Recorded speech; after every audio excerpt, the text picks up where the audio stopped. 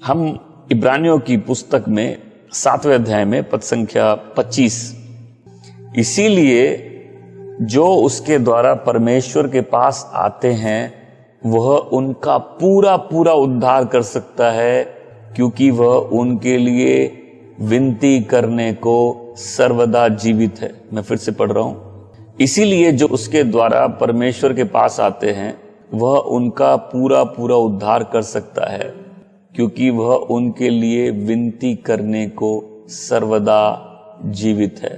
ये बहुत powerful verse है। जब भी मैं पढ़ता हूं, खासकर इंग्लिश में, wherefore is able also to save them to the uttermost, मतलब कंप्लीट सैल्वेशन। वह लोगों को पूरा उद्धार देने में सक्षम है। क्यों? क्योंकि वो सदा सदा के लिए जीवित है, पिता के दाहिने विराजमान है। यहाँ जो वर्ड है एबल, एबल मतलब वह काबिल है, उसमें सामर्थ है।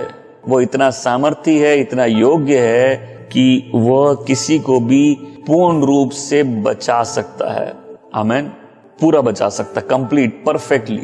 मतलब वो सैल्वेशन कंप्लीट है, परमेश्वर का इंतजाम बिल्कुल कंप्लीट है। तो आज यहाँ 3 प्रकार के लोग हो सकते हैं, या 4 प्रकार के भी हो सकते हैं, बट मैं 3 पे ध्यान दूंगा। पहला एक ऐसे हो सकते हैं जिनको उद्धार मिला नहीं, जो अभी तक बचे नहीं है और उनको मालूम भी नहीं। कुछ ऐसे हो सकते हैं जो बचे नहीं है, उनको लगता है कि वो बचे हैं। कुछ ऐसे हो सकते हैं कि जो बचे हैं लेकिन उनको समझ नहीं आया इसका मतलब क्या होता है, इस सैल्वेशन का मतलब क्या होता है। एक तो लोगों से पूछना पड़ेगा, बचे भाई किस चीज से बचे।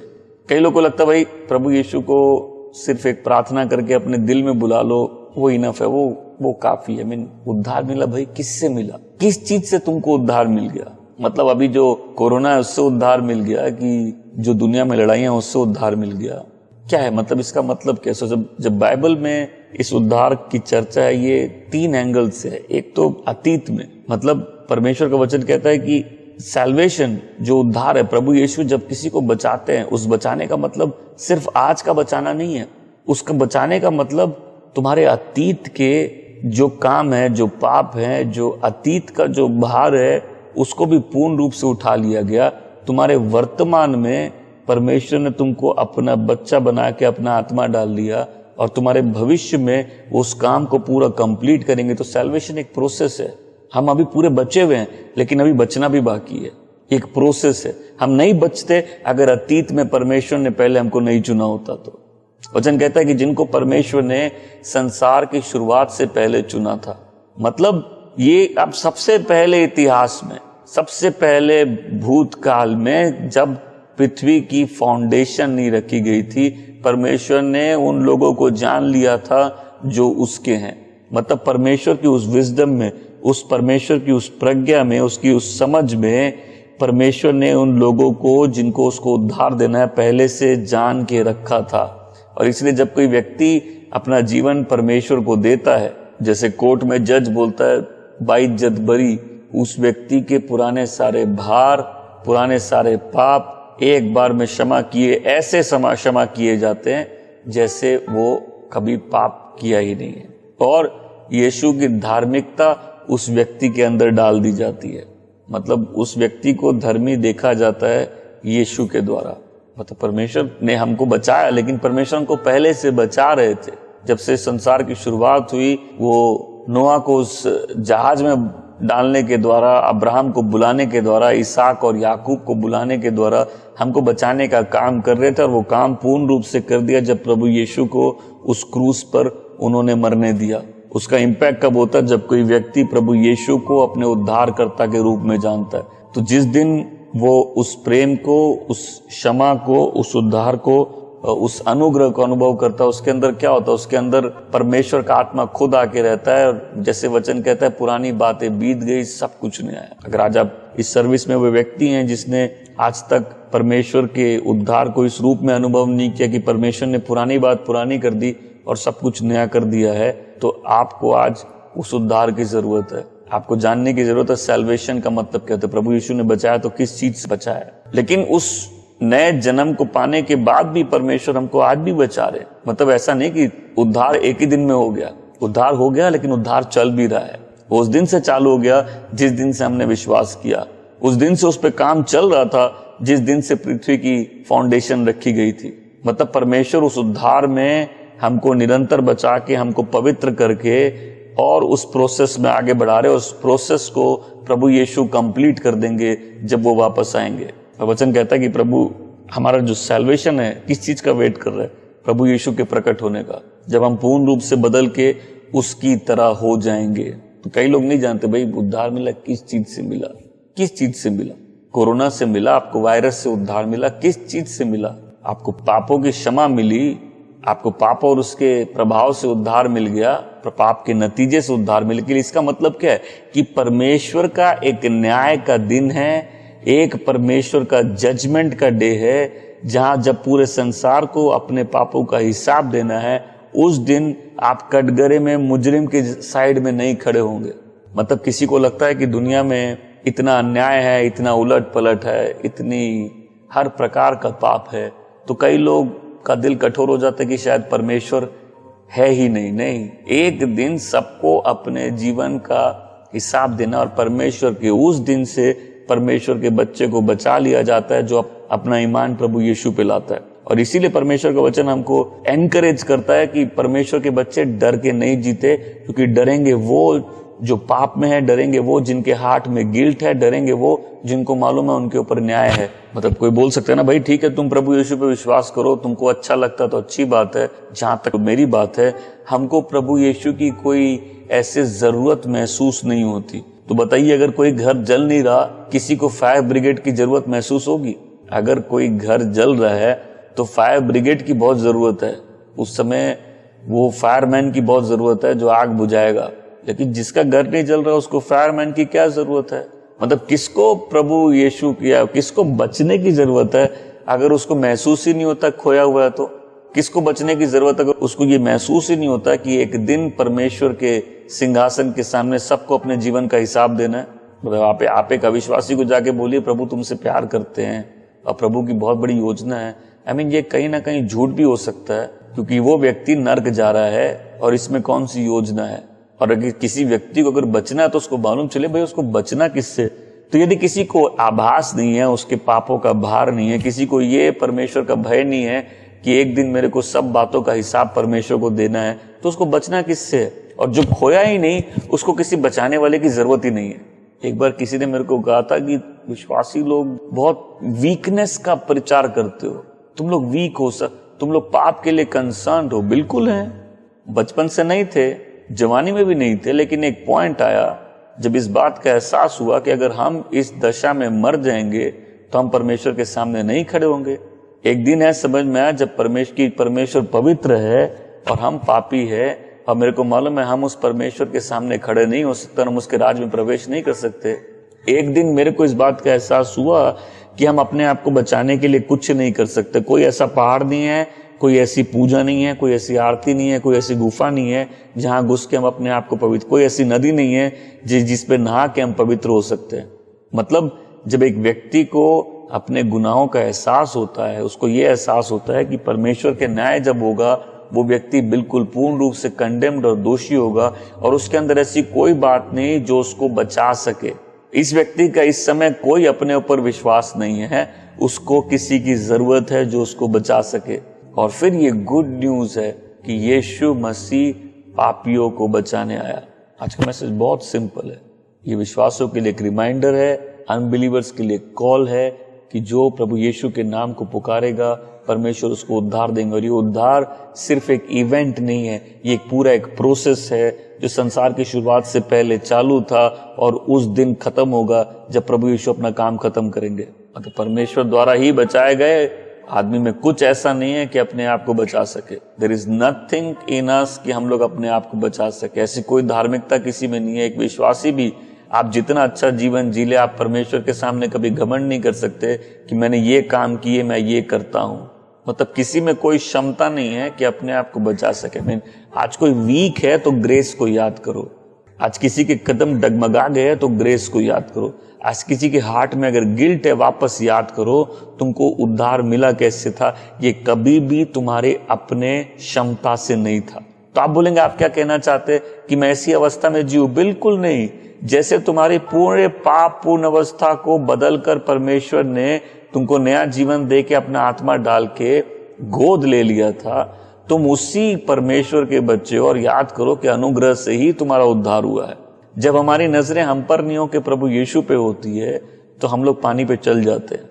जब हमारी नजर प्रभु यीशु से हटती है तो हम अपनी क्षमता में चीजों को करने की कोशिश करते हैं और हम भूल जाते हैं हमको बचाया गया है, हम खुद नहीं बचे हैं। ये बहुत पावरफुल लाइन है। इसीलिए जो उसके द्वारा परमेश्वर के पास आते हैं उनको पूरा पूरा उद्धार कर सकता है, क्योंकि वह उनके लिए विनती करने के लिए सदा जीवित है। किसी इंसान के पास इतने पैसे नहीं है, इतनी क्षमता नहीं है, इतनी पवित्रता नहीं है, इतना सामर्थ्य नहीं है कि वो अपने आप को बचा सके। उद्धार जो है वो परमेश्वर की ओर से आता है। परमेश्वर ही उसको, किसी व्यक्ति को बचा सकते हैं। और यहाँ वचन क्या कहता है? प्रभु यीशु पूरा पूरा उद्धार कर सकते हैं। अब ये पंक्ति जिस कॉन्टेक्स्ट में लिखी है, वो किस कॉन्टेक्स्ट में लिखी है समझाता हूं कि पुराने विधान में एक मंदिर था और मंदिर में एक महायाजक होता था। वो नियम के अनुसार होता था, जो अपने लिए और लोगों के लिए, पापों के लिए परमेश्वर को बलि चढ़ाता था। लेकिन ऐसे महायाजक खुद भी पापी थे, अपने लिए भी बलि चढ़ाते थे और वह मर जाते थे तो महायाजक बदल जाते थे। वह हारून की व्यवस्था के अनुसार महायाजक थे।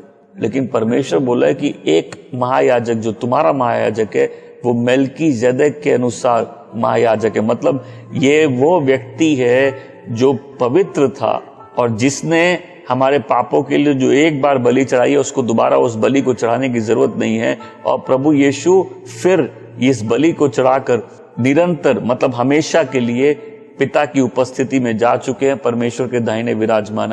आज की जो टीचिंग है ये एक डॉक्ट्रिनल रिमाइंडर है, सिद्धांत को याद दिलाना। जैसे स्कूल ऑफ फेथ में हम लोग की ये नया मॉड्यूल चालू होने वाला है जहां हम सिद्धांत सीखेंगे और आप देखेंगे कितना पावरफुल है जब एक बिलीवर को मालूम चलता है भाई वो विश्वास क्या करता है। कई लोग विश्वास करते हैं, उनको खुद भी नहीं मालूम क्या चीज पे विश्वास करते। कई लोग बोलते उद्धार मिला, भाई उनको ये भी नहीं मालूम क्या चीज से उद्धार मिलेगा। तो अगर कोई व्यक्ति ये जानता है कि वो क्या चीज पर विश्वास करता है, वो अपने फेथ में बहुत स्ट्रांग हो जाता है। जब कोई समझ जाएगा हम किस चीज पर विश्वास करते हैं, उसको समझ में आएगा दुनिया के सारे रास्ते हैं कि तुम क्या कर सकते हो। एकमात्र उद्धार का रास्ता जो परमेश्वर ने बनाया है, जिसमें परमेश्वर क्या कर सकता है तुमको बचाने के लिए। जब कोई इन चीजों को सीखेगा उसको समझ में आएगा रियली सैल्वेशन का मतलब क्या होता है, गॉड का प्लान कितना ग्लोरियस है। वचन कहता फिलिपियों 1:6 में कि मैं इस बात पे कॉन्फिडेंट हूं कि जो भला काम उसने तुम पे चालू किया है वो प्रभु यीशु के आने के दिन में उससे पूरा करेगा। मतलब सैल्वेशन एक प्रोसेस है और परमेश्वर तुमको छोड़ेंगे नहीं। पूरा सैल्वेशन, पूरा पूरा उद्धार, खाली पाप के प्रभाव से नहीं, पाप के सामर्थ से भी उद्धार। यदि कोई आज है जिसको उस पाप की चेन फील होती है, तुम विश्वासी हो, तुमने अपना जीवन प्रभु यीशु को दे दिया है और उसके बाद तुम आज स्ट्रगल कर रहे हो, तुम गिल्ट में घूम रहे हो, तुम पाप के भार को अनुभव कर रहे हो, तुम्हारे कदम डगमगा गए, तुम वीकनेस महसूस कर रहे हो, तो इस बात को याद रखो, जीसस पूरा सेव करते हैं। वो तुमको तुम्हारे मन से खाली पाप का प्यार नहीं हटा देंगे, परंतु तुमको डेली वो पाप के ऊपर विजय भी दे सकते हैं। इसे लोगों को समझना, भाई तुम प्रभु यीशु को अपने दिल में बुला लो। ये दिल में बुलाने से ज्यादा है। देखिए, जब आपको मालूम रहेगा आपने किस पे विश्वास किया है, जब आपको मालूम रहेगा उद्धार का मतलब क्या होता है, आपको जल्दी से डगमगाया नहीं जा सकता, आपको जल्दी से बेवकूफ बना के गिराया नहीं जा सकता। अगर आप वीक भी हो तो आपको मालूम है किसके पास भागना है। अगर आप निर्बल भी हो तो आपको मालूम है किसका नाम पुकारना है। यदि आपको वो कवेनेंट मालूम है, वो वाचा मालूम है, तो आप उस वाचा के बेनिफिट्स को समझोगे। प्रभु यीशु तुम्हारे पाप के लिए मरे, वो खाली पाप के लिए मरे नहीं, वो पाप के लिए मरे और वो मर कर उठे और पिता के दाहिने विराजमान हैं, जहां निरंतर वो मेरे और तुम्हारे लिए मध्यस्थता करते हैं। कब तक? जब तक वो पूरा बचा नहीं ले। इसलिए वचन कहता है हमारे पास एक ऐसा महायाजक है जो निष्पाप है, जो योग्य है, जो पवित्र है, जो निष्कपट है, जो निर्मल है, जो पापियों से अलग है और स्वर्ग से भी ऊंचा किया गया है। मतलब परमेश्वर के दाहिने विराजमान है, जो निरंतर हमारे लिए मध्यस्थता करता है। मतलब आप बोलेंगे प्रभु यीशु क्रूस पर मर गया, ये इनफ है, यस, लेकिन फिर भी परमेश्वर के दाहिने विराजमान है प्रभु यीशु और निरंतर हमारे लिए मध्यस्थता करते हैं जब तक उस सैल्वेशन को कंप्लीट नहीं कर दे। कई लोग प्रेयर की वैल्यू नहीं समझते। प्रेयर इतना इंपॉर्टेंट है कि जीसस प्रेयर करते हैं, जीसस आज भी प्रेयर कर रहे हैं ताकि उस सैल्वेशन को परफेक्ट कर दे की लाइफ में। परमेश्वर के उद्धार से नया जीवन पाना एक अलग बात होती है, परमेश्वर के उद्धार से नए जीवन में निरंतर चलना एक अलग बात होती है। इसलिए आज हम लोग के इस छोटे से टॉपिक का फोकस है प्रभु यीशु की मध्यस्थता, उनका पिता के दाहिने विराजमान होके हर विश्वासी के लिए दुआ करना। कई बोलते पे हम प्रार्थना क्यों करें? हम प्रार्थना इसलिए करें क्योंकि नया जन्म पाने के बाद भी जीवन में बहुत संकट है। हम प्रार्थना इसलिए करें कि इस पृथ्वी में हर प्रकार के पाप और प्रलोभन है। हम प्रार्थना इसलिए करें कि मेरे आत्मा में परमेश्वर का आत्मा वास करता है, परंतु मेरा शरीर अभी भी दुर्बल है। हम हर प्रकार के चिंताओं और तकलीफों और दुनिया के पाप और सांसारिक चीजों से घिरे हुए हैं। इसके बीच में हमको मालूम है कि एज ए बिलीवर हम परमेश्वर के पास यीशु के नाम से आ सकते हैं। एक विश्वासी नहीं समझता जब तुम प्रार्थना करते हो तो तुम यीशु के नाम से क्यों करते हो? क्योंकि पिता और इंसान के बीच में एक ही जन है जो मध्यस्थता करता है, वो है प्रभु यीशु।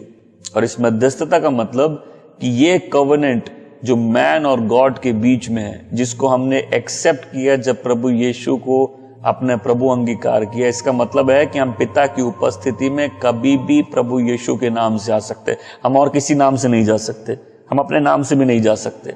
अगर हम बोले हम खाली प्रार्थना करते, नहीं, वो प्रार्थना प्रभु यीशु के नाम से। हर प्रेयर एक रिमाइंडर भी है कि इस कवेनेंट को प्रभु यीशु ने सील किया अपने लहू से।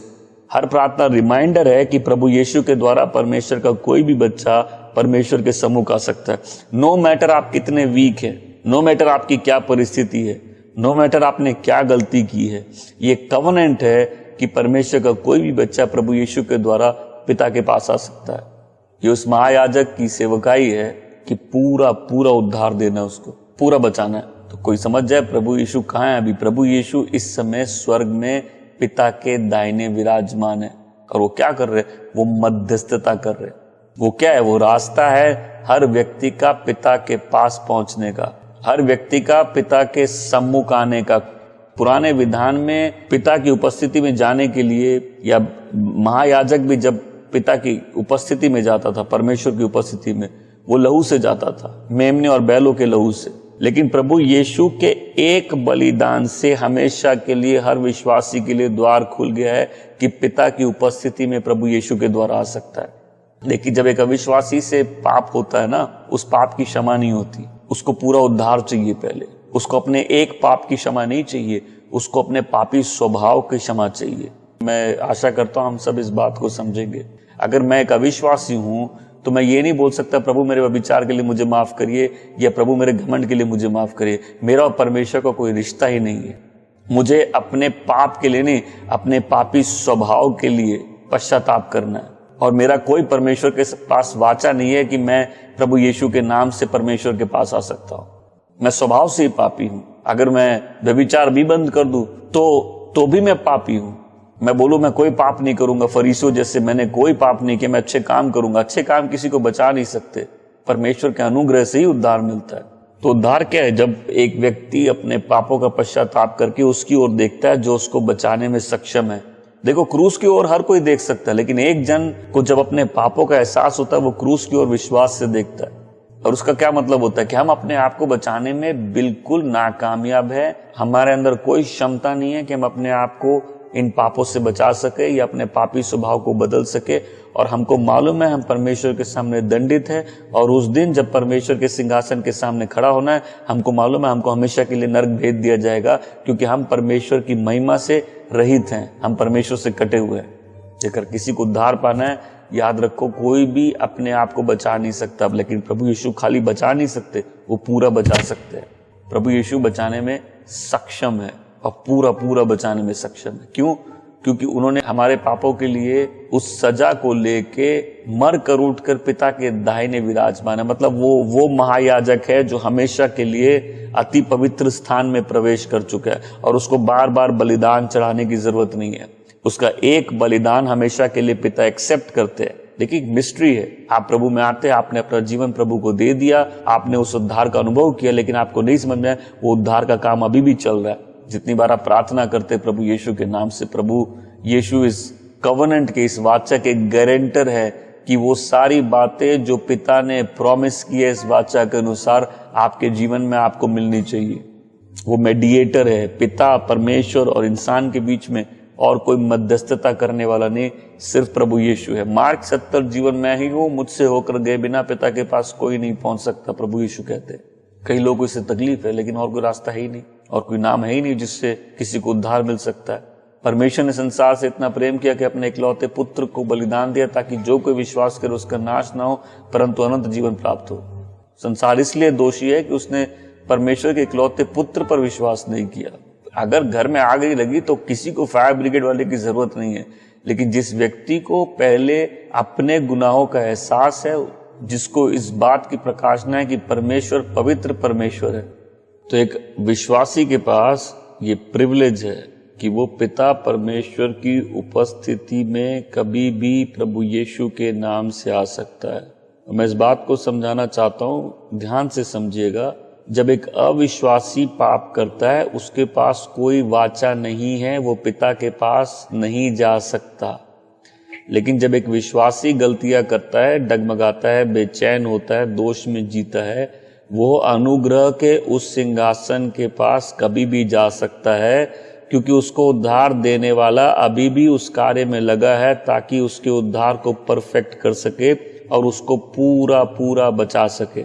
हम विश्वासियों को इस बात को ठीक से समझना है और याद रखना है कि प्रभु यीशु पिता के सिंहासन के दाहिने विराजमान है और वो हमारे लिए मध्यस्थता करते हैं। क्या आप वीक हैं? क्या आपकी जो कोशिशें हैं वो नाकाम हो रही है? क्या आप आगे बढ़ने में तकलीफें पा रहे हैं? क्या आप पाप में पड़ गए हैं? क्या आपके कदम डगमगा गए हैं? क्या चीजें पहले जैसी नहीं रही? क्या आपका मन बेचैन है? क्या आप दोष में जी रहे हैं? आपको याद होना चाहिए कि पिता के दाहिने यीशु विराजमान है और ये प्रूफ है कि हमारा पिता के साथ कवनेंट है, हमारे पिता के साथ वाचा है। और हमको ये याद रखना है कि यीशु बचाने में नहीं, यीशु पूरा पूरा बचाने में, पूर्ण उद्धार देने में सक्षम है। परमेश्वर ने ना केवल पाप के प्रभाव से बचाया है, लेकिन प्रतिदिन वो पाप के सामर्थ्य से भी हमको छुड़ा रहा है। और ये वचन हमको ये याद दिला रहा है कि हमारे पास एक जो उद्धार करता है वो महायाजक भी है, जो पिता के दाहिने हमेशा के लिए विराजमान है। मतलब इस मध्यस्थता करने का मतलब कि हमारे पास यदि तुम्हारा केस खराब हो तो एक वकील है, तुम्हारी गुजारिश करने के लिए, तुम्हारे लिए पिता के सामने खड़े होने के लिए एक वकील है। इसलिए वचन कहता है पहला यूहन्ना 2:1 में कि मेरे बच्चे, अगर मैं तुम्हें ये बातें इसलिए कर रहा हूं कि तुम पाप ना करो, परंतु तुम में से कोई पाप करता है तो हमारे पास एक वकील है या एडवोकेट, अब इसको हिंदी में किस प्रकार से दिया गया मुझे मालूम नहीं, जो पिता के सामने है, प्रभु यीशु जो धर्मी है। पहला तिमोथी 2:5 में वचन कहता है कि पर एक परमेश्वर है और एक मध्यस्थता करने वाला है परमेश्वर और आदमी के बीच में, वो आदमी जिसका नाम है प्रभु यीशु, यीशु मसीह। प्रेरितों की पुस्तक 4 अध्याय 12वीं पंक्ति में लिखा है, और किसी में उद्धार नहीं और किसी नाम में नहीं जो स्वर्ग के नीचे या पृथ्वी पे उद्धार नहीं है प्रभु यीशु के नाम को छोड़ के। और इसका सबसे पहले मतलब है कि मैं परमेश्वर के पास, पिता के पास कभी भी यीशु के नाम के द्वारा आ सकता हूं। यदि आप इस बात को सुन रहे हैं तो इस बात को समझिए, जो विश्वासी डरता है पिता के पास आने से, जिसके कदम डगमगाते हैं अनुग्रह के उस सिंहासन के पास आने से, वो अपने कवेनेंट को समझता नहीं, उसको नहीं समझता कि यीशु पिता के दाहिने विराजमान है जब तक पूरा पूरा उद्धार ना दे दे। और इसका मतलब ये नहीं था कि एक समय में मैंने प्रभु यीशु को ग्रहण किया था, इसका मतलब ये था कि जिसने मुझे पाप के प्रभाव से छुड़ाया वो मुझे डेली विक्ट्री दे सकता है पाप पर। जिसने मुझे एक समय अपने लिए पवित्र कर दिया था वो मुझे उस पवित्रता में निरंतर बढ़ा सकता है। तुम और हम पिता के सामने कभी भी आ सकते हैं क्योंकि हमारा मध्यस्थता करने वाला उसके दाहिने विराजमान है। मतलब यीशु के कारण पिता की उपस्थिति में उनके बच्चों का रहना संभव हो गया है। आज सवाल है, मेरे संकट में मैं यदि किसी और स्थान में किसी और जन के पास जाता हूं तो मैंने अपने लिए शायद मूर्तियां बना ली है। जब मैं वीक होता हूं, जब मेरी स्ट्रेंथ फेल होती है, जब मेरे कदम डगमगाने लगते हैं, जब हम कंफ्यूजन में चले जाते हैं, जब चीजें वैसे नहीं निकलती, और मेरे कदम किसी और जगह चले जाते हैं जहां मेरा भरोसा होता है परमेश्वर को छोड़ के, तो मतलब मैंने कहीं और मूर्ति बना ली है। नहीं, कोई भी और चीज जो हमको सहारा दे दे उस उद्धारकर्ता के बदले, वो कहीं ना कहीं हमारी मूर्ति बन जाती है। और सवाल है कि जब मेरे जीवन के काले दिन आते हैं, मेरे कदम किस जगह जाते हैं? क्या आपको मालूम है एक जगह है जहां प्रभु यीशु बैठे हैं जब तक उस काम को पूर्ण नहीं कर दे जिसको उन्होंने चालू किया है? क्या आपको मालूम है एक स्थान है जहां हमको मदद मिलती है कि हम जीवन की हर परिस्थितियों पे, हर पाप पर जय पा सके? क्या आपको मालूम है पिता की उपस्थिति में हम जब जाते हैं, हम उसकी योजनाओं में हम दृढ़ हो जाते हैं? क्या आप परमेश्वर के द्वारा जो योजनाएं आपके जीवन में प्रकट की गई है, क्या आप उस पर कमजोर हो रहे हैं? सबके जीवन में काले दिन आते हैं, लेकिन याद रखना पड़ेगा कि अनुग्रह के सिंहासन के सामने जाने से कदम डगमगाने नहीं चाहिए, क्योंकि वहां बैठा है हमारा उद्धार करता, जो आधा उद्धार नहीं देता, पूरा पूरा उद्धार देता है। जो यदि कोई अपने इरादों में कमजोर हो गया है तो उसको वापस सामर्थ मिल सकता है, जो परमेश्वर की योजनाओं में वापस दृढ़ हो सकता है, जिसको परमेश्वर के सामर्थ से, उसके नाम से वापस पकड़ के रखा जा सकता है। हमको खाली उद्धार उसके अनुग्रह से नहीं मिला, हम उसके अनुग्रह से बने हुए हैं, हम उसके अनुग्रह से बढ़ रहे हैं। ये वो स्थान है जहां से वो अपने महायाजक का कार्य करता है। मतलब पवित्र करना एक जीवन भर का काम है। जहां पहले उसने हमको पाप के प्रभाव से बचा लिया, पाप के सामर्थ्य से बचा रहा है। हमारे दिल से तो पाप के प्रति जो प्रेम था वो ले लिया, लेकिन उस पाप से जो हम प्रतिदिन संघर्ष कर रहे हैं उस पर भी जीत मिलती है, क्योंकि हमारा मध्यस्थता करने वाला पिता के दाहिने विराजमान है, जो हमको दिन पर दिन धर्मी करता है। क्या आप वो व्यक्ति हैं, जो वो विश्वासी हैं जो गिल्ट में, दोष में घूमता है? आपको घूमने की जरूरत नहीं, क्योंकि प्रभु यीशु पूरा पूरा उद्धार देते हैं। वो निरंतर पवित्र करते हैं। कोई भटक गया है तो उसको वापस रास्ते में ले आते हैं। वो ऐसा क्यों कर रहे हैं? कि उनको पूरा पूरा उद्धार देना है। कब तक देना है? जब तक पूर्ण वो उद्धार पूर्ण नहीं हो जाए। इसलिए हम निरंतर दया और उसके अनुग्रह को अपने जीवन में देखते रहे, ताकि हम उसके सामने बिना दाग और झुर्री के हो। क्या आप बर्डन कैरी कर रहे हैं? क्यों कर रहे हैं? आपका मध्यस्थता करने वाला पिता के सामने आपके लिए बैठा है। क्या आप निराश है? क्या आप दोष लेके जी रहे? क्या पाप के कारण आपके कदम डगमगा गए? क्या आप भटक गए? क्या आपका मन उदास है? क्या आप जिस सामर्थ में चल रहे तो उसमें नहीं चल रहे? वो कवेनेंट है क्या कि यीशु आपको पूरा उद्धार देंगे। और लोग, मैं चाहता हूं प्रेयर की वैल्यू समझे। एक बच्चे का ये कॉन्फिडेंस कि वो फादर के पास जाके उस ग्रेस को अवेल कर सकता है जो हर बच्चे के लिए, ये उस वाचा की ब्लेसिंग है। जब भी एक विश्वासी उस अनुग्रह के सिंहासन के सामने नहीं आता, मैं इब्रानियों की 4 पुस्तक में 14 से 16 पढ़ना चाहता हूं। जब हमारा ऐसा बड़ा महायाजक है जो स्वर्ग से होकर गया है, अर्थात परमेश्वर का पुत्र यीशु, तो आओ हम अपने अंगीकार को दृढ़ता से थामे रहे।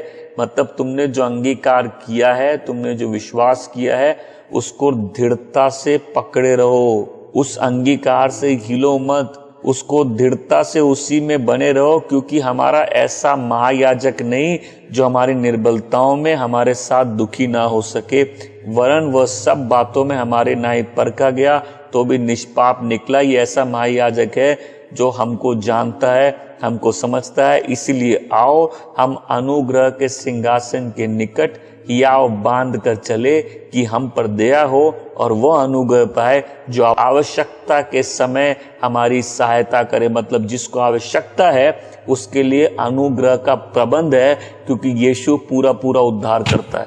क्या आपके लाइफ में ट्रायल्स और टेम्पटेशंस है? क्या आपके प्राण थक गए हैं? क्या आपकी शांति खो गई है? क्या आप दर्द में, दुख में जी रहे हैं?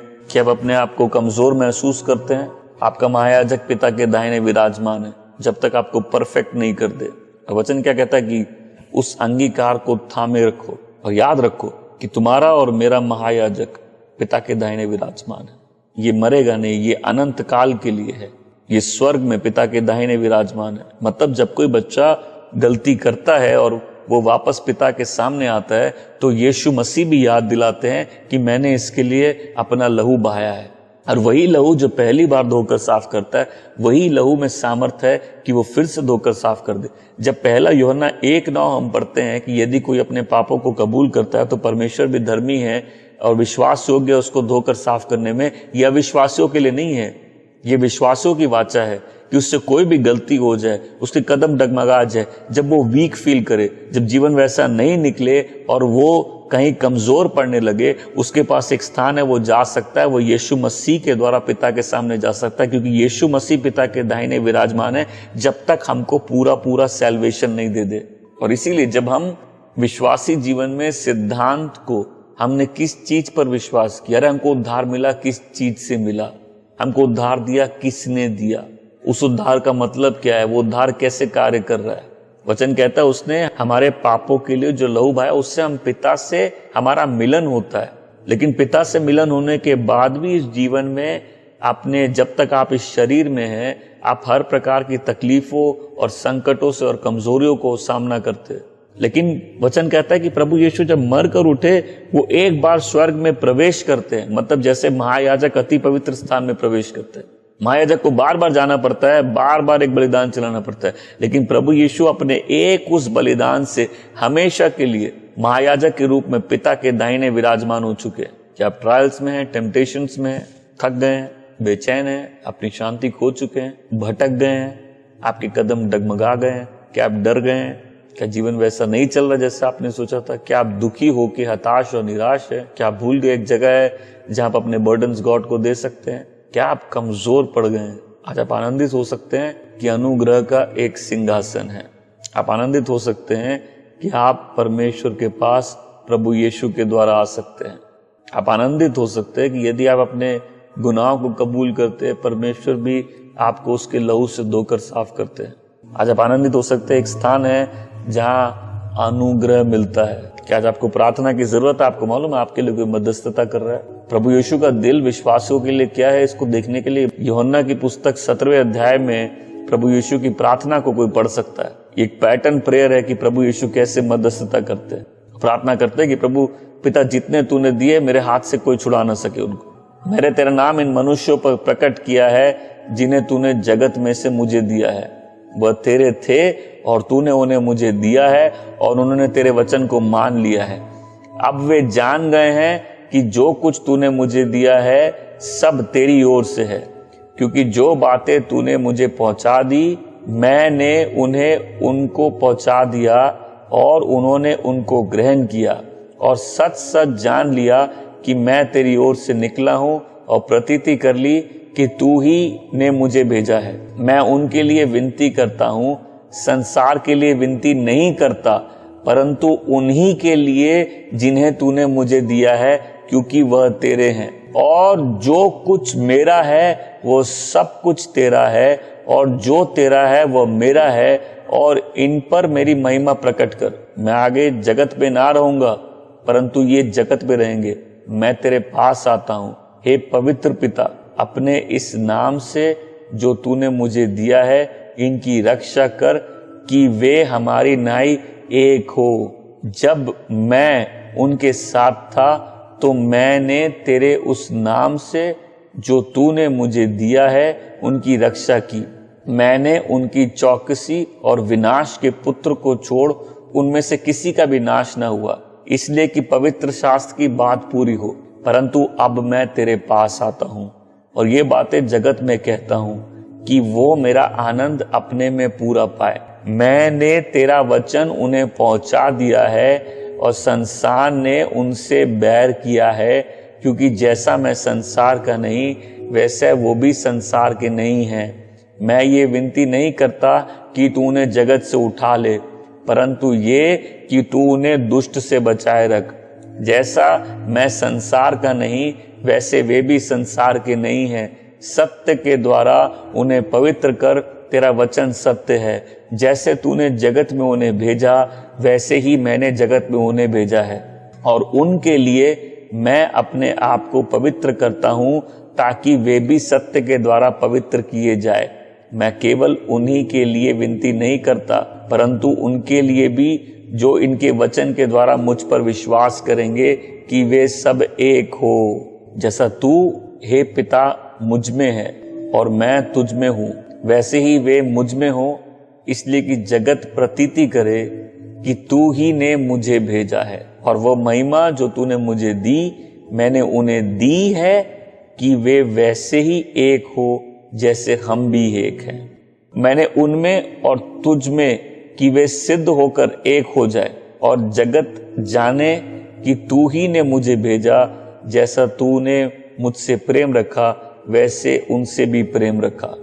तो ये प्रभु यीशु की प्रार्थना है, मध्यस्थता की प्रार्थना है हर एक विश्वासी के लिए। वो गिरे नहीं, वो पिता के प्रेम में दृढ़ हो, वो भी उसकी महिमा का भागीदार हो, वो उस सत्य में और गहरा जाए। और यीशु पिता को बोलते अब मैं आपके पास आ रहा हूं। प्रभु यीशु पिता के पास क्यों गए? ताकि हमको सहायक भेज सके। जब प्रभु यीशु कहते हैं मांगो और दिया जाएगा, तो विश्वासी पिता से क्या मांगे? हे पिता मुझे अपनी पवित्र आत्मा से भर, पिता मेरी अगुवाई कर। मैं इस प्रार्थना को यीशु के नाम से मांगता हूं। आज एज अ चर्च ये रिमाइंडर है कि याद रखिए प्रभु यीशु पिता के दाहिने विराजमान है और तब तक है जब तक काम कंप्लीट नहीं हो जाता, वो काम जारी है। क्या आप वो विश्वासी हैं जो उस प्रार्थना के प्रिविलेज को भूल गया? क्या आप वो विश्वासी जिसको ये नहीं मालूम कि उसको उद्धार मिला है लेकिन यीशु ने पूरा पूरा उद्धार बोला है? क्या आप विश्वासी आप भूल गए कि यीशु आपकी मध्यस्थता करता है और आप पिता की उपस्थिति में उसके नाम के द्वारा कभी भी आ सकते हैं? इसलिए वचन कहता है इसीलिए आओ हम पूरे विश्वास के साथ उस अनुग्रह के सिंहासन के सामने आए, ताकि हमको अनुग्रह और दया मिल सके जरूरत के समय में।